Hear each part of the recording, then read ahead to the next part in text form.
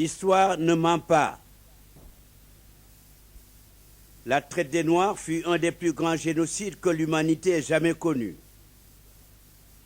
Et ce sanctuaire africain, qu'est la maison des esclaves de Gorée, fut capitale de souffrance et de larmes. Car des innocents sont morts ici, victimes du temps de la honte.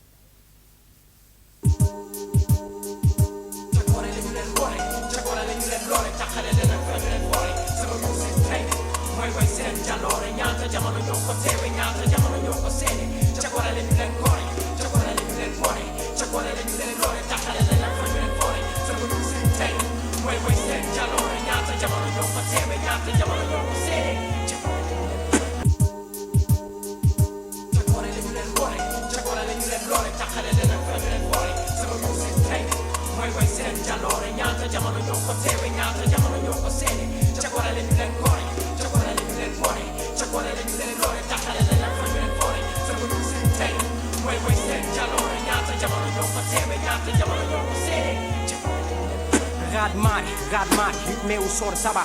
Sing sing, djembé et riti, mêlé à ces tours salés. Frottement de chaîne, déboulé à chaque foulée. Mille milliers de coups de fouet. Déboulé des négriers installés qui inspectaient un opéra, la marchandise étalée. Tel des étalonnés par le chef qu'on la boit habillé qui voit des tribris. À la pièce d'un parc aussi, whisky, miroir qui brille. Contre James Or, Ivoire, cousin, fils, frère de sang. Ils ont osé commercer les siens comme des biens. Combien de captifs ont été livrés aux fantômes de caravelle la marée, préparés à démarrer. Embarquement pour un aller sans retour immédiat, sans visa. Pas besoin de carte de séjour. Via nouveau continent, au fer rouge marqué, enchaîné, tatoué. Marée humaine, compte, dompté, fécondé, troqué, compte. Ben voilà. C'est beau, hein? Là, voilà. Aimé Césaire, poète et homme politique. Merci Césaire. Bon, on va aux réjouissances. Le salut du monde dépend de sa capacité d'entendre cette parole. On se rend compte que c'est la seule parole qui puisse être encore vivifiante, autour de laquelle on rebâtit, on construit.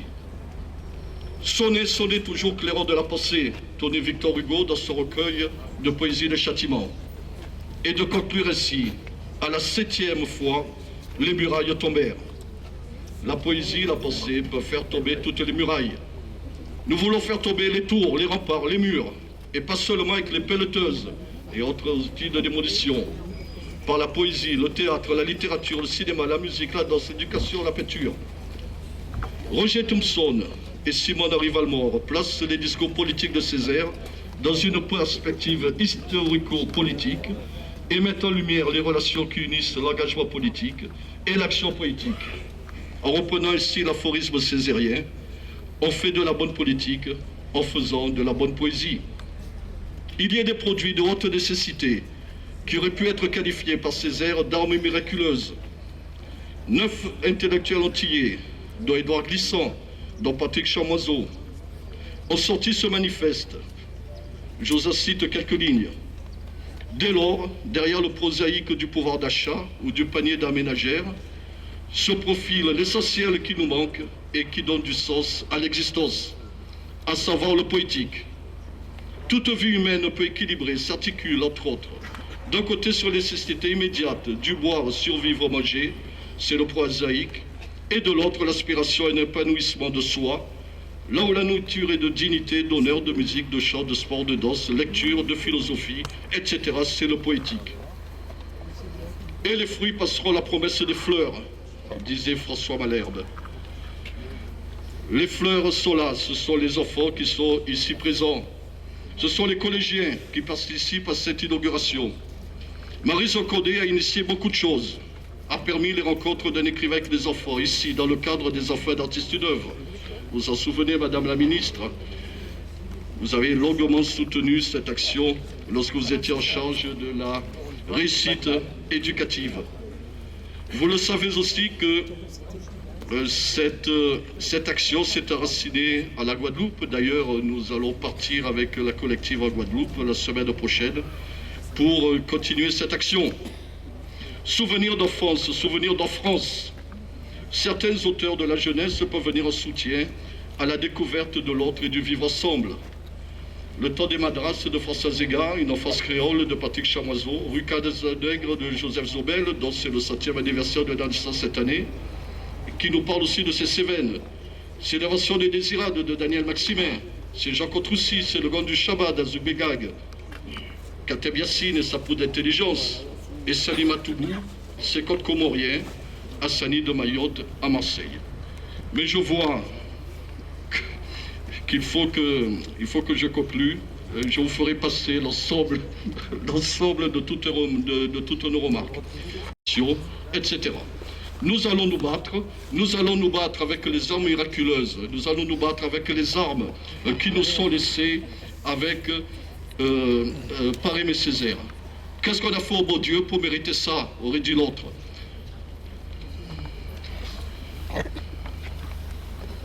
Ce matin, Madame la Ministre, vous inauguriez, ou vous rendiez du moins hommage à l'historien Sudel Fuma, à la MSH. Fuma écrit dans un de ses derniers textes, Fuma trop tôt disparu, dans le miracle créole. Enfin, nous disons que le miracle s'est opéré essentiellement au niveau de l'identité créole, faisant du concept d'identité résidentielle le fondement même des sociétés créoles de l'océan Indien. Car si l'Afrique et Madagascar demeurent des référents culturels pour une grande partie de la population, la vraie patrie est le pays où l'on réside. Je vais conclure. À Marseille, la rue des Antilles, de la Martinique, de la Guadeloupe, de Pointe-à-Pitre se trouve au sud.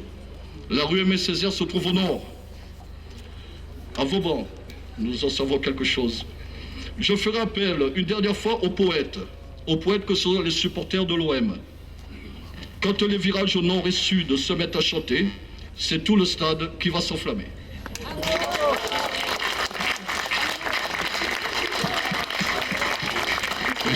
Monsieur Pierre Lézot s'exprime. Représentant aujourd'hui Jean-Claude Gaudin est premier adjoint au maire de Marseille. Oui, le vrai maire de Marseille, c'est Jean-Claude Gaudin, et je l'excuse bien volontiers, Madame la Ministre, parce que Jean-Claude Gaudin est retenu, mais Madame la Ministre, Georges-Paul Langevin, Jean-Claude Gaudin m'a chargé de vous transmettre toutes ses amitiés, son affection, et regrette de ne pas être là aujourd'hui, mais vous êtes accueillis aujourd'hui par de très nombreux élus de la ville de Marseille, toutes tendances politiques confondues. Et bien entendu, je commencerai par la députée de cette circonscription, Sylvie Andrieux, qui est à mes côtés, par le sénateur-maire Stéphane Ravier, par Richard Miron, conseiller général, par ordre protocolaire peut-être Denis Rossi, conseiller général de ce secteur, Stéphane Marie, président du groupe socialiste au conseil municipal, Malisa Saïd, que j'aperçois adjoint au maire, Monique Cordier, adjoint au maire et qui à la communauté urbaine s'occupe notamment du problème de la propreté. Ça n'a rien à voir avec le schmilblick, mais en l'occurrence, ma chère Monique, on est toujours contente parce que tout à l'heure en arrivant, on m'a dit on a un petit problème, on va voir Madame Cordier. Donc Madame Cordier est disponible ensuite à la fin de cette voilà. Ensuite, bien évidemment, Jean-Luc Ricard, adjoint au maire, qui aurait pu s'exprimer puisqu'il s'occupe de la dénomination des rues. J'y reviendrai dans quelques instants puisque la ville de Marseille a décidé à l'unanimité la création de cette rue. Alors j'ai peut-être oublié encore des élus, Catherine Giner peut-être, Nora Preciosi, et voilà, et j'espère personne. Voilà, Guillaume.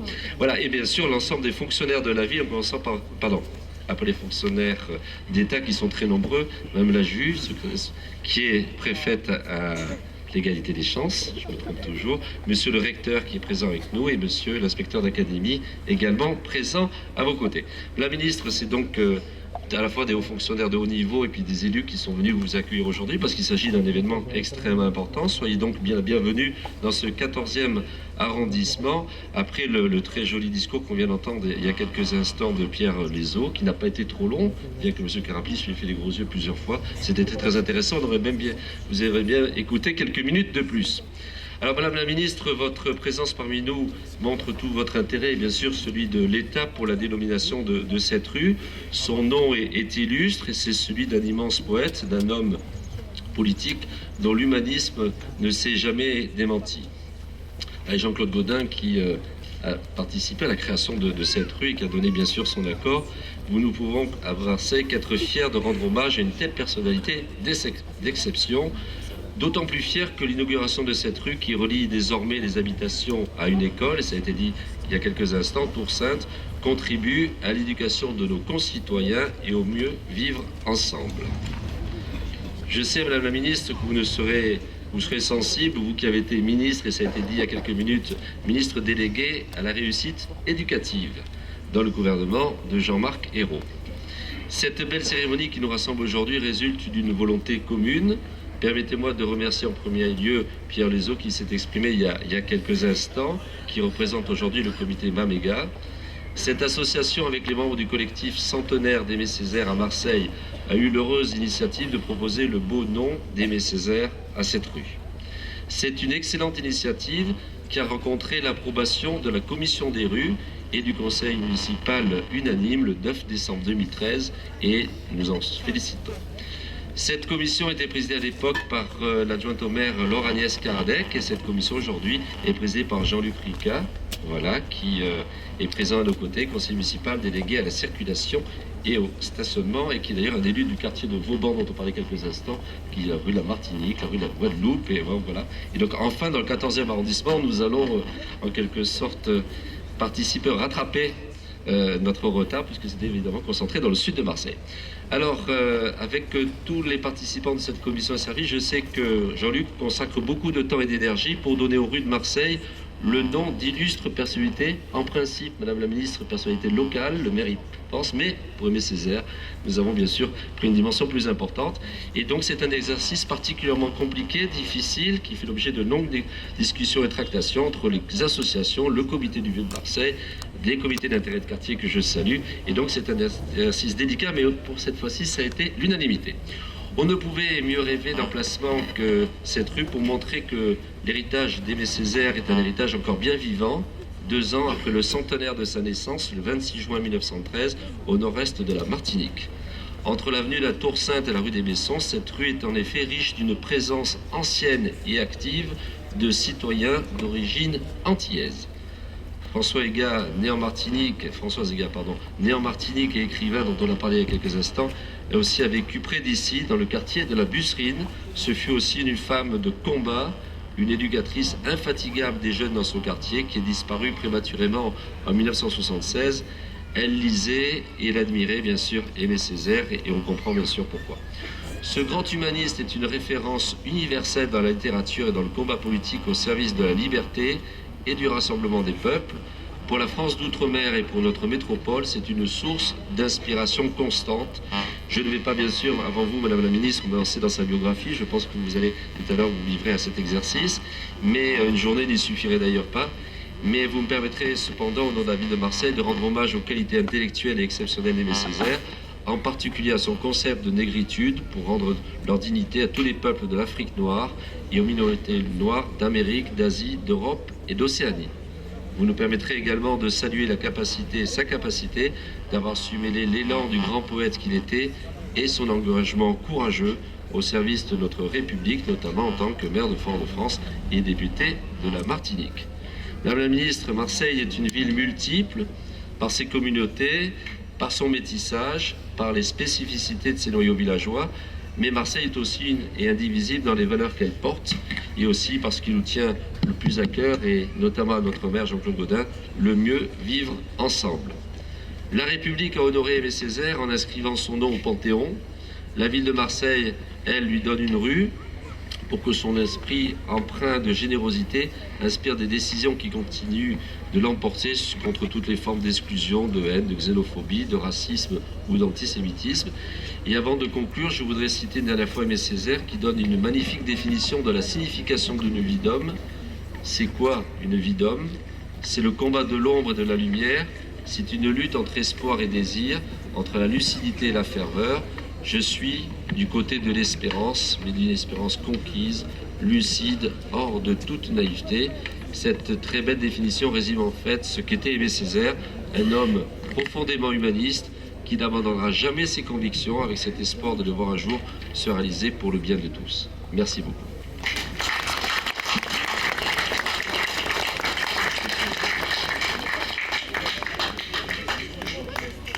Madame la représentante du préfet, Mesdames et Messieurs les parlementaires, Monsieur le recteur, Monsieur le président du comité Maméga, Mesdames et Messieurs, J'ai beaucoup de plaisir à être aujourd'hui avec vous pour inaugurer cette rue Aimé Césaire.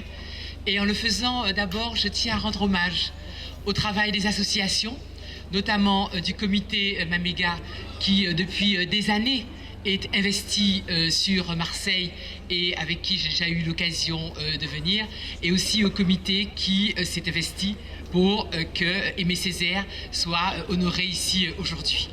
Je crois qu'il était important que la ville et la préfecture rendent hommage en ce moment historique en France à une des figures majeures de notre pays.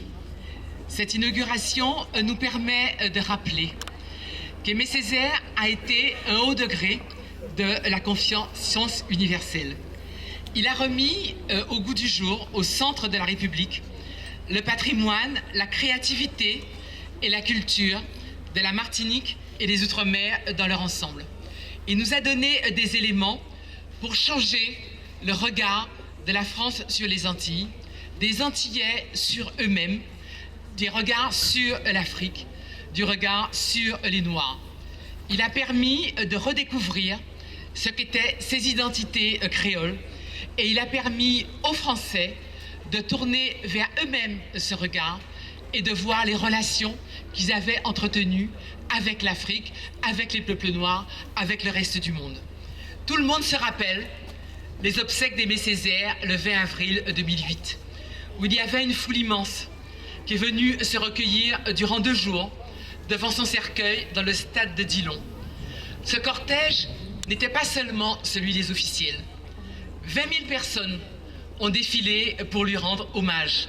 Des hommes et des femmes, jeunes, d'âge mûr, une jeunesse qu'il n'avait pas connue, des hommes et des femmes importants, riches. Député représentant aujourd'hui Jean-Claude Gaudin est premier adjoint au maire de Marseille. Oui, le vrai maire de Marseille, c'est Jean-Claude Gaudin, et je l'excuse bien volontiers, Madame la Ministre, parce que Jean-Claude Gaudin est retenu, mais Madame la Ministre, Georges-Paul Langevin, Jean-Claude Gaudin m'a chargé de vous transmettre toutes ses amitiés, son affection, et regrette de ne pas être là aujourd'hui, mais vous êtes accueillis aujourd'hui par de très nombreux élus de la ville de Marseille, toutes tendances politiques confondues.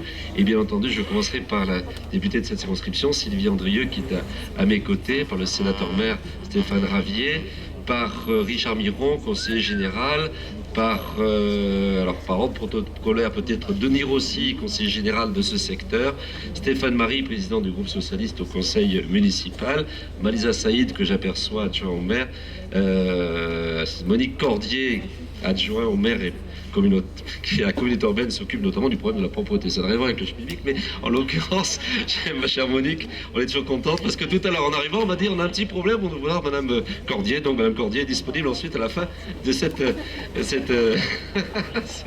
voilà. Ensuite, bien évidemment, Jean-Luc Ricard, adjoint au maire, qui aurait pu s'exprimer puisqu'il s'occupe de la dénomination des rues. J'y reviendrai dans quelques instants, puisque la ville de Marseille a décidé à l'unanimité la création de cette rue. Alors j'ai peut-être oublié encore des élus, Catherine Giner peut-être, Nora Preciosi, et voilà, et j'espère personne. Voilà, Guillaume. Voilà, et bien sûr l'ensemble des fonctionnaires de la ville, en commençant par, après les fonctionnaires d'État qui sont très nombreux, même la juge, qui est préfète à l'égalité des chances, je me trompe toujours, monsieur le recteur qui est présent avec nous et monsieur l'inspecteur d'académie également présent à vos côtés.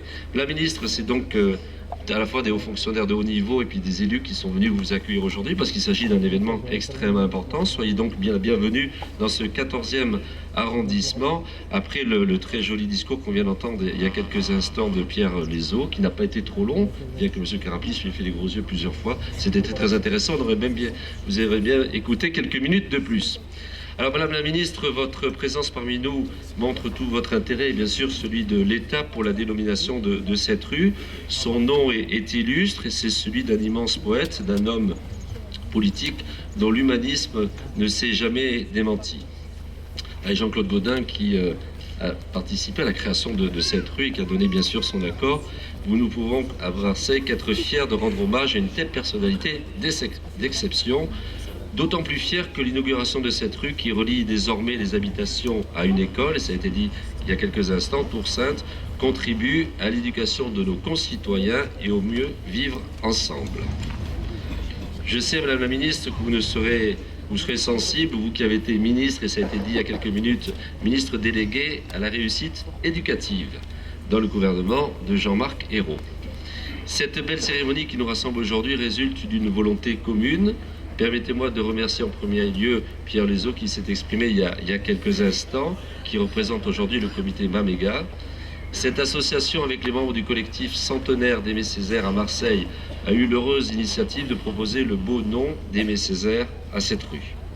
C'est une excellente initiative qui a rencontré l'approbation de la commission des rues et du conseil municipal unanime le 9 décembre 2013 et nous en félicitons.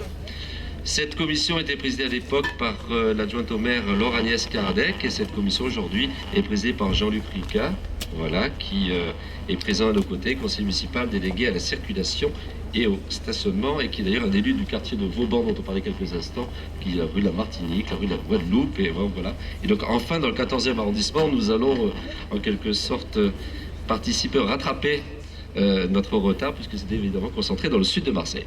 Alors avec tous les participants de cette commission à service, je sais que Jean-Luc consacre beaucoup de temps et d'énergie pour donner aux rues de Marseille le nom d'illustres personnalités, en principe, Madame la Ministre, personnalité locale, le maire y pense, mais pour Aimé Césaire, nous avons bien sûr pris une dimension plus importante.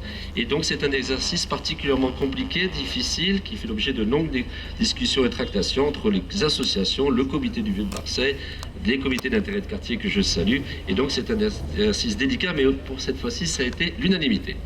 On ne pouvait mieux rêver d'emplacement que cette rue pour montrer que l'héritage d'Aimé Césaire est un héritage encore bien vivant, 2 ans après le centenaire de sa naissance, le 26 juin 1913, au nord-est de la Martinique.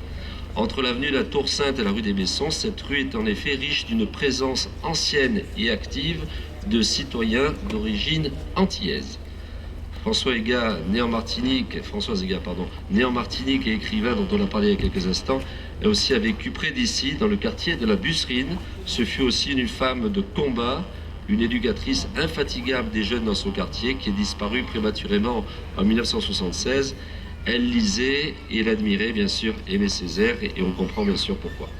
Ce grand humaniste est une référence universelle dans la littérature et dans le combat politique au service de la liberté et du rassemblement des peuples. Pour la France d'outre-mer et pour notre métropole, c'est une source d'inspiration constante.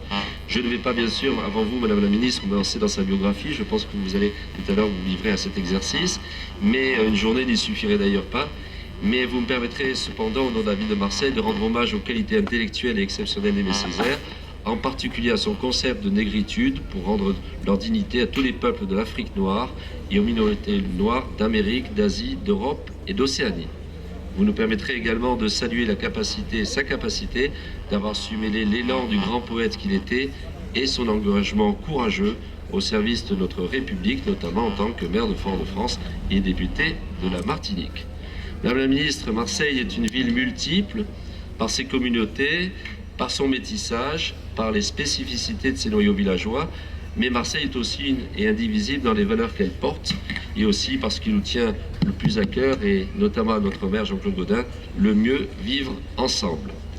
La République a honoré Aimé Césaire en inscrivant son nom au Panthéon.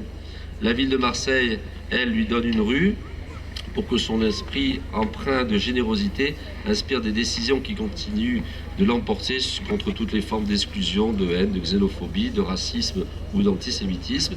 Et avant de conclure, je voudrais citer une dernière fois Aimé Césaire qui donne une magnifique définition de la signification d'une vie d'homme. C'est quoi une vie d'homme? C'est le combat de l'ombre et de la lumière, c'est une lutte entre espoir et désir, entre la lucidité et la ferveur.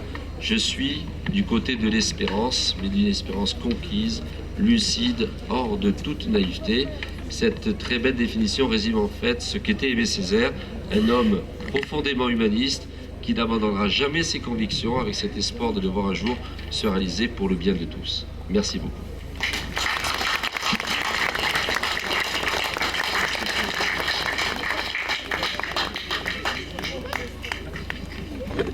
Madame la représentante du préfet, Mesdames et Messieurs les parlementaires, Monsieur le recteur, Monsieur le président du comité Mamega, Mesdames et Messieurs, j'ai beaucoup de plaisir à être aujourd'hui avec vous pour inaugurer cette rue Aimé Césaire Et en le faisant, d'abord, je tiens à rendre hommage au travail des associations, notamment du comité Mamega, qui depuis des années est investi sur Marseille et avec qui j'ai déjà eu l'occasion de venir, et aussi au comité qui s'est investi pour que Aimé Césaire soit honoré ici aujourd'hui. Je crois qu'il était important que la ville et la préfecture rendent hommage en ce moment historique en France à une des figures majeures de notre pays. Cette inauguration nous permet de rappeler qu'Aimé Césaire a été un haut degré de la conscience universelle. Il a remis au goût du jour, au centre de la République, le patrimoine, la créativité et la culture de la Martinique et des Outre-mer dans leur ensemble. Il nous a donné des éléments pour changer le regard de la France sur les Antilles, des Antillais sur eux-mêmes, des regards sur l'Afrique, du regard sur les Noirs. Il a permis de redécouvrir ce qu'étaient ces identités créoles et il a permis aux Français de tourner vers eux-mêmes ce regard et de voir les relations qu'ils avaient entretenues avec l'Afrique, avec les peuples noirs, avec le reste du monde. Tout le monde se rappelle les obsèques d'Aimé Césaire le 20 avril 2008, où il y avait une foule immense qui est venue se recueillir durant 2 jours devant son cercueil dans le stade de Dillon. Ce cortège n'était pas seulement celui des officiels. 20 000 personnes ont défilé pour lui rendre hommage. Des hommes et des femmes, jeunes, d'âge mûr, une jeunesse qu'il n'avait pas connue, des hommes et des femmes importants, riches, mais beaucoup de personnes modestes. Parce que pour tous ces gens, Aimé Césaire représentait l'homme qui avait rendu honneur et fierté à leurs parents et à leurs grands-parents. Il les avait libérés en mettant des mots sur une souffrance qui était jusque-là considérée comme innommable, qui d'ailleurs était tue, sur un drame qu'il n'avait jamais su trouver à se dire, sur une tragédie d'autant plus terrible qu'il continuait à la subir sans l'avoir connue. Vous vous souvenez ce poème qu'il a voulu mettre sur sa tombe? J'habite une blessure sacrée, j'habite des ancêtres imaginaires, j'habite un vouloir obscur, j'habite un long silence, j'habite une soif irrémédiable, j'habite un voyage de 1000 ans. Sur le malheur, la misère, l'identité, l'être noir, la colonisation, l'Afrique, l'œuvre d'Aimé Césaire a pensé plus profondément et plus loin que la plupart des philosophies n'avaient pu le faire. Sa poésie a donné à l'histoire de l'esclavage et de la colonisation un sens qu'aucune science historique n'avait été en mesure de dégager. Son œuvre poétique a conduit les hommes à suffoquer sous le poids de la vérité déterrée.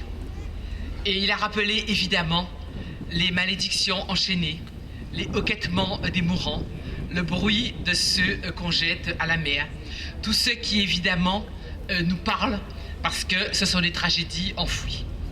Le destin d'Aimé Césaire, vous l'avez rappelé, a commencé il y a juste un siècle dans une petite ville au nord de la Martinique, à Basse-Pointe, où d'ailleurs j'ai aussi des ancêtres.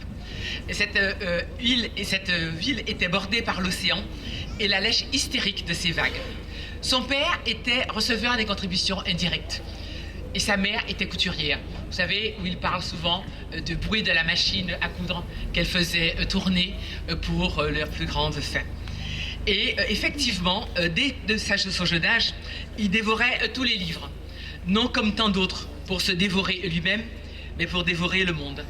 Il fut l'un des élèves les plus doués du lycée Schellcher de Fort-de-France, ce lycée dont il allait devenir le plus grand des professeurs. Et effectivement, monsieur le député, vous avez rappelé que je me suis intéressée à la réussite éducative et je suis toujours convaincue que si on veut qu'il n'y ait pas un destin pour un jeune qui soit écrit d'avance, eh bien, même pour les enfants des classes populaires et des familles les plus modestes, l'école, aujourd'hui encore, demeure la façon la plus efficace de se sortir de cet tout écrit et d'arriver à avoir une vie d'homme épanouie. Je leur dis pour les plus jeunes qui sont ici, parce que parfois on désespère d'arriver à réussir à l'école, d'arriver à réussir à sortir d'un destin qui est écrit, mais non, aujourd'hui encore, malgré les difficultés, l'école peut permettre à des enfants qui sont nés dans ce pays, qui ont toutes les couleurs de peau et toutes les religions, elle peut leur permettre d'arriver au niveau les plus importants de la République. Et je pense qu'il faut toujours avoir confiance dans ce modèle républicain. Il faut toujours être convaincu qu'aujourd'hui encore, à Marseille comme ailleurs, eh bien, c'est possible que la promesse républicaine se réalise. En tout cas...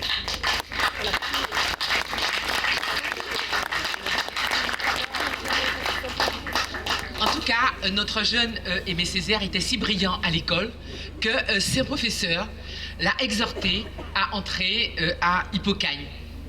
Évidemment, quelque chose dont à la Martinique à l'époque, on avait à peine l'idée. Et il a réussi au concours de l'école normale supérieure. Il a rencontré Léopold Sédar Senghor, qui lui aussi, venu du Sénégal, était lui aussi un produit de la méritocratie républicaine.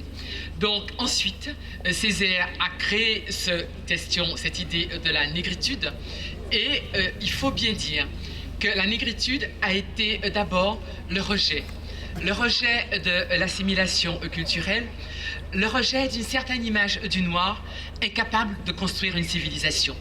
À la suite de quoi, Aimé Césaire est devenu professeur de lettres à la Martinique, et c'est là qu'il a fait paraître, sitôt son retour, son chef-d'œuvre, le cahier de retour au pays natal.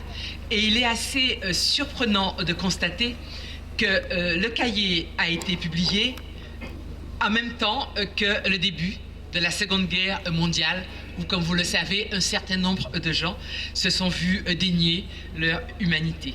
Aimé Césaire, durant cette période, a fréquenté les dissidents, ceux qui sont allés rejoindre le général de Gaulle, vous savez, en prenant des petites barques pour aller dans les îles anglaises au péril de leur vie. Et il a fait paraître la revue Tropique jusqu'en mai 1943, qui était une revue de poésie. On parlait des armes miraculeuses que peuvent être la poésie pour pouvoir exister et résister. Et effectivement, très peu de temps après l'apparition de cette revue, le peuple martiniquais s'est soulevé et a rejoint la France libre. Et ensuite, Aimé Césaire, l'homme de l'idéal, est devenu maire, député, et s'est confronté à la réalité de la vie des Martiniquais.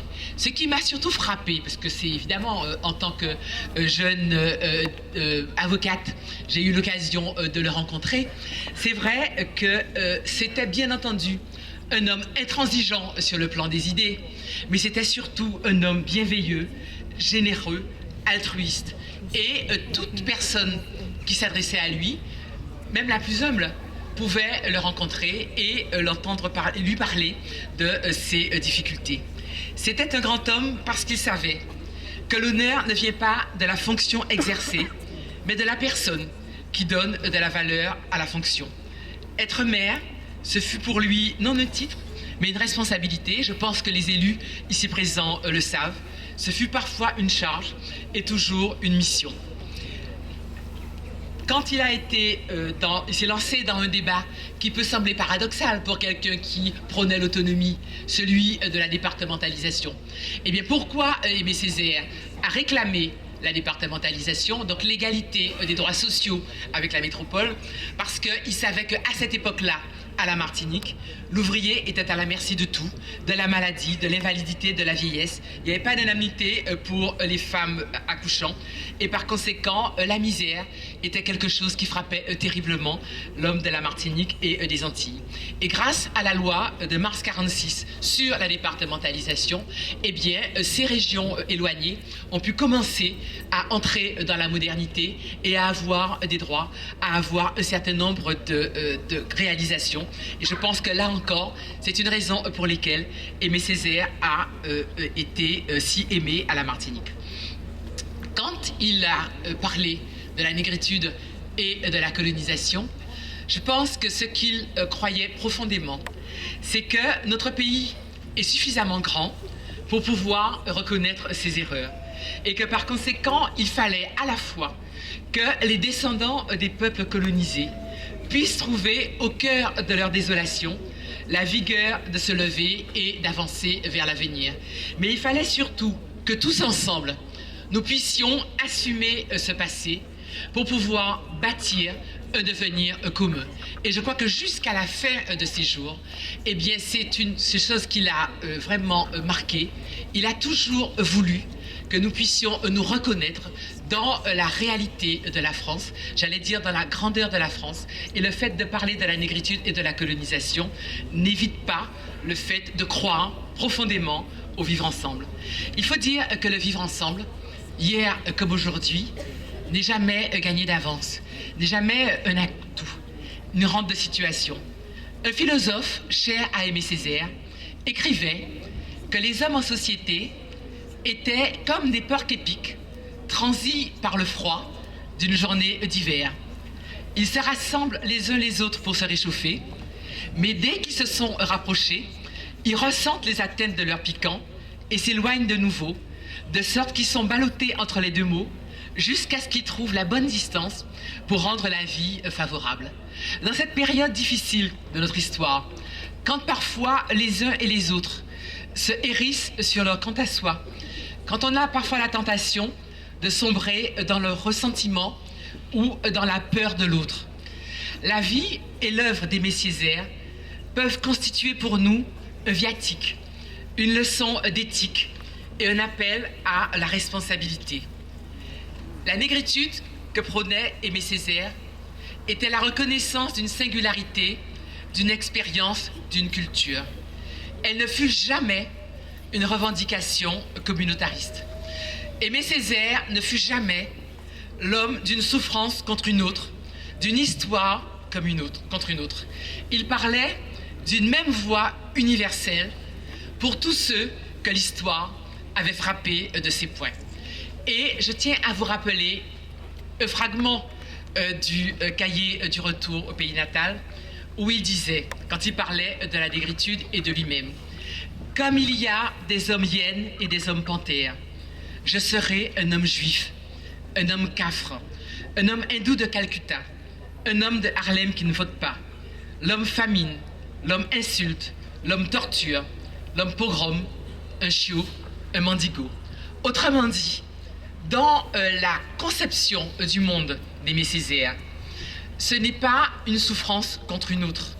Et les valeurs de notre République, l'amour de notre pays, la reconnaissance des blessures de chacun sont ce qui fait le ciment de notre pays. La dignité, l'autonomie, le respect, l'égalité, la solidarité, ce n'étaient pas des paroles vaines. Et c'est en quoi Aimé Césaire, le poète de la négritude, est aussi le poète de l'humanité, le poète de l'universel. Et je crois qu'aujourd'hui, le plus vibrant hommage que nous puissions rendre à Aimé Césaire, à un moment où, je le sais, dans notre pays, il y a des interrogations, il y a des tentations de partir un peu en chacun de son côté.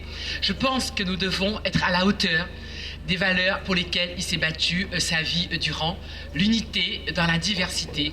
Je crois que pour nous, il restera dans le monde des vivants tant que la force libératrice de ses écrits continuera à nous inspirer pour avancer ensemble, non dans l'uniformité, mais dans l'unité et dans l'amour des valeurs de la République. Je vous remercie.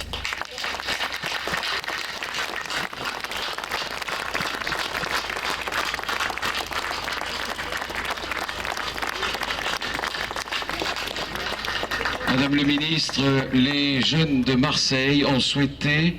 Encore de mon ahurissement, lorsque pour la première fois au Québec, j'ai vu à une vitrine de librairie un livre dont le titre m'a paru sur le coup ahurissant.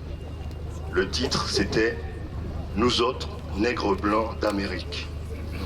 Bien entendu, j'ai souri de l'exagération, mais je me suis dit, eh bien cet auteur, même s'il exagère, a du moins compris la négritude.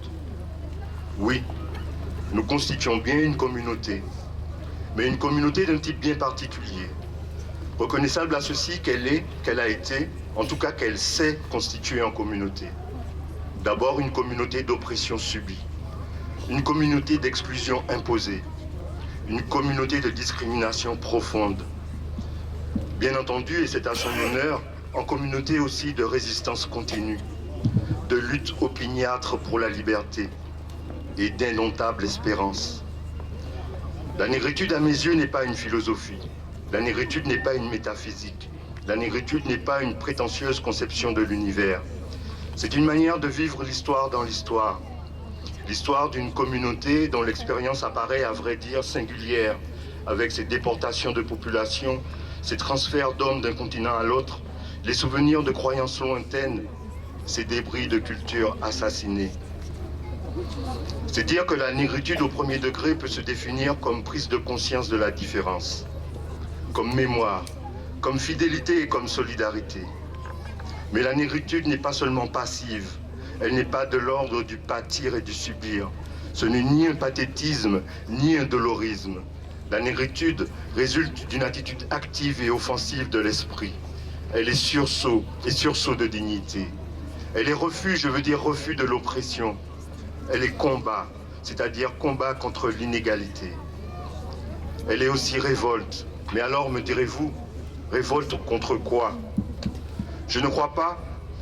Je crois que l'on peut dire, d'une manière générale, qu'historiquement, la négritude a été une forme de révolte, d'abord contre le système mondial de la culture, tel qu'il s'était constitué pendant les derniers siècles, et qui se caractérise par un certain nombre de préjugés, de présupposés, qui aboutissent à une très stricte hiérarchie. Autrement dit, la négritude a été une révolte contre ce que j'appellerais le réductionnisme européen. Je veux parler de ce système de pensée, ou plutôt de l'instinctive tendance d'une civilisation éminente et prestigieuse à abuser de son prestige même, pour faire le vide autour d'elle en ramenant abusivement la notion d'universel, chère à Léopold Sédar Senghor, à ses propres dimensions. Autrement dit, à penser l'universel à partir de ses seuls postulats et à travers ses catégories propres. On voit, et on a trop vu, les conséquences que cela entraîne. Couper l'homme de lui-même, couper l'homme de ses racines, couper l'homme de l'univers, couper l'homme de l'humain et l'isoler en définitive dans un orgueil suicidaire, sinon dans une forme rationnelle et scientifique de la barbarie. C'est tout cela qu'a été la négritude. Recherche de notre identité, affirmation de notre droit à la différence, sommation faite à tous d'une reconnaissance de ce droit et du respect de notre personnalité communautaire. Je sais bien que cette notion d'identité est aujourd'hui contestée ou combattue par certains qui feignent de voir dans notre hantise identitaire une sorte de complaisance à soi-même, annihilante et paralysante.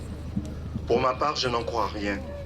Je pense à une identité non pas archaïsante, dévoreuse de soi-même, mais dévorante du monde, c'est-à-dire faisant main basse sur tout le présent pour mieux réévaluer le passé et plus encore pour préparer le futur.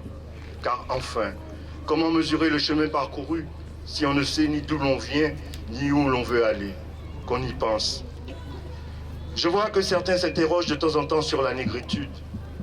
Mais en vérité, ce n'est pas la négritude qui fait question aujourd'hui. Ce qui fait question, c'est le racisme.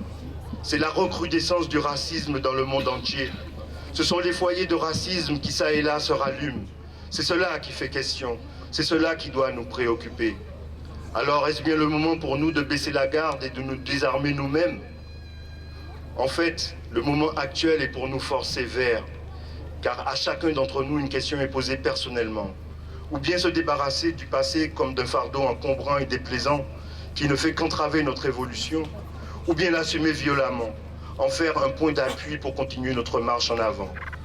Il faut opter, il faut choisir. Pour nous, Dr Aliker et moi-même, le choix est fait. Nous sommes de ceux qui refusent d'oublier. Nous sommes de ceux qui refusent l'amnésie, même comme méthode. Il ne s'agit ni d'intégrisme, ni de fondamentalisme, encore moins de puéril nombrilisme. Nous sommes tout simplement du parti de la dignité et du parti de la fidélité. Je dirais donc provignellement oui, dessouchement non. Je vois bien que certains, hantés par le noble idéal de l'universel, répugnent à ce qui peut paraître sinon comme une prison ou un ghetto, du moins comme une limitation. Pour ma part, je n'ai pas cette conception carcérale de l'identité. L'universel, oui, mais il y a belle lurette que Hegel nous en a montré le chemin. Universel, bien sûr, mais non pas par négation, mais comme approfondissement de notre propre singularité. Maintenir le cap sur l'identité, je vous en donne l'assurance, ce n'est ni tourner le dos au monde, ni faire sécession du monde, ni bouder l'avenir, ni s'enliser dans une sorte de solipsisme communautaire ou dans le ressentiment. Notre engagement n'a de sens que s'il s'agit d'un réenracinement, certes, mais aussi d'un épanouissement, d'un dépassement et de la conquête d'une nouvelle et plus large fraternité.